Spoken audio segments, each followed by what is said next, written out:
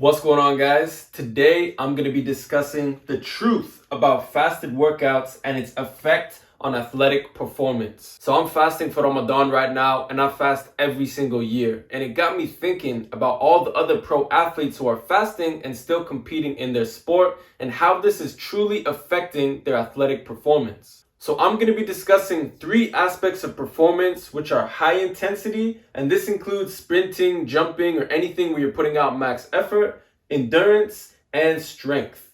So let's go ahead and see if fasting is going to increase or decrease these aspects of performance. And keep in mind, when I say truth, this is not just my opinion or what I personally experienced. These are researched findings, PubMed articles, so every single piece of information is going to be based off of science. So before I get into these aspects of performance, I need to drop a little bit of science for you guys about what exactly happens to our bodies while we're fasting. Several studies and reviews have looked at how the body reacts to fasting. The first phase in fasting consists of the post-absorptive phase, which begins around 3 to 8 hours into fasting and lasts about 12 to 18 hours.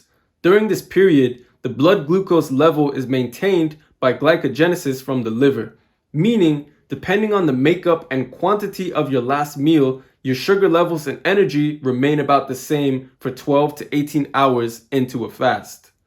To keep up with the body's metabolic rate, which appears to be the same despite fasting, whole body lipolysis and fat oxidation increases.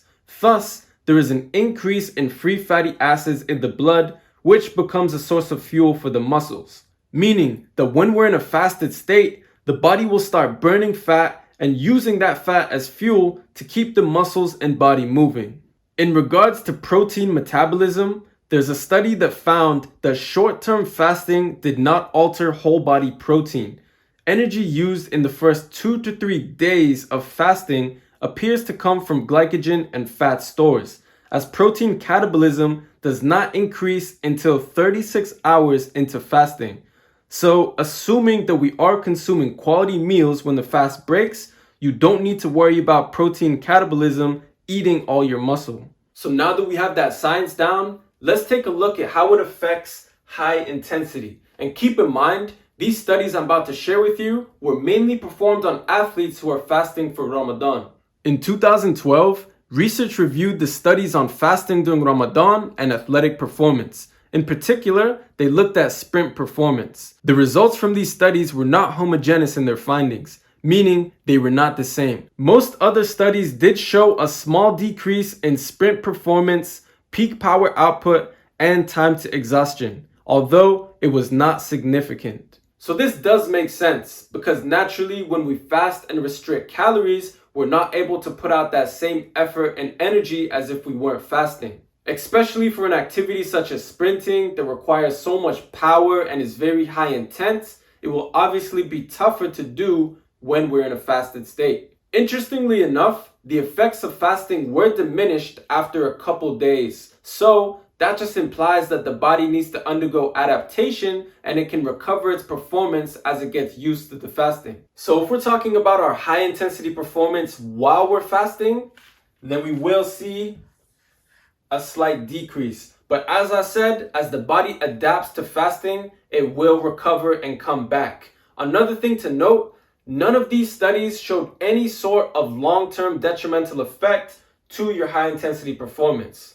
Now let's talk about the effects of fasting on our endurance.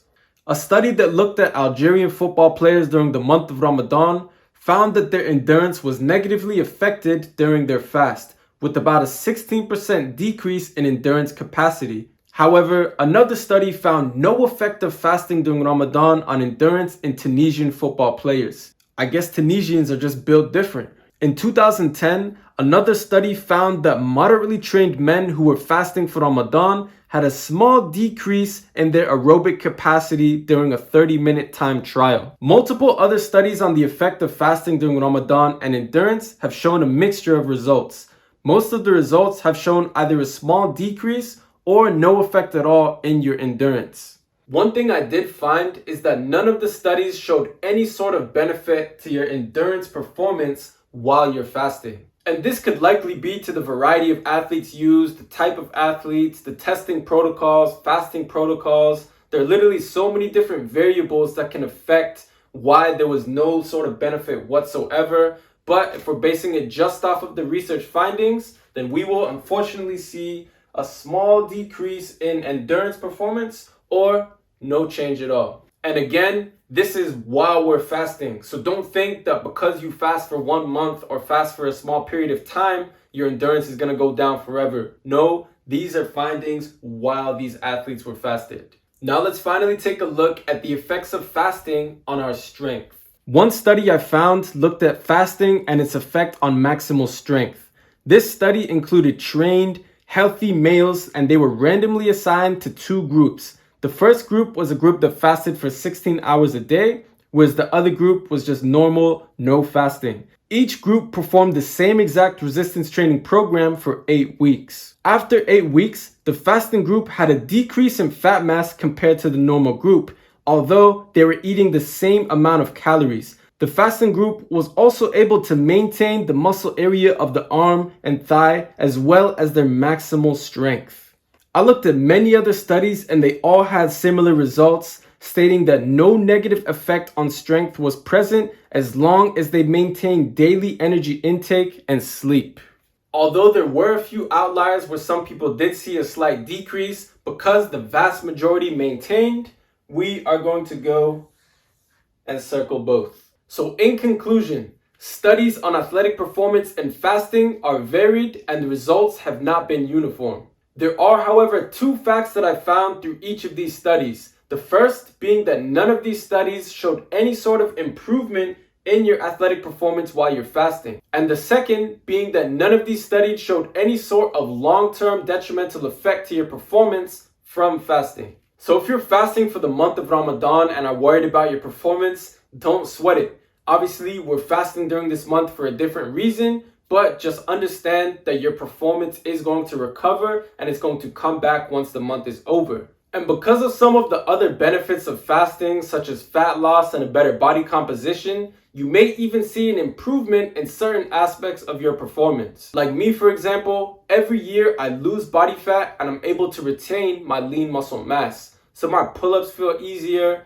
I feel lighter when I jump, and I notice all these small changes and improvements after the month of Ramadan. And if you're fasting specifically for weight loss, then these are just some things that you need to keep in mind while you're training. Well, there you have it, guys. I hope this video was beneficial and helpful. Be sure to leave a like and comment down below if you have any questions at all. Be sure to subscribe so you don't miss any of my content. Thanks so much for watching, and I'm gonna see you guys soon.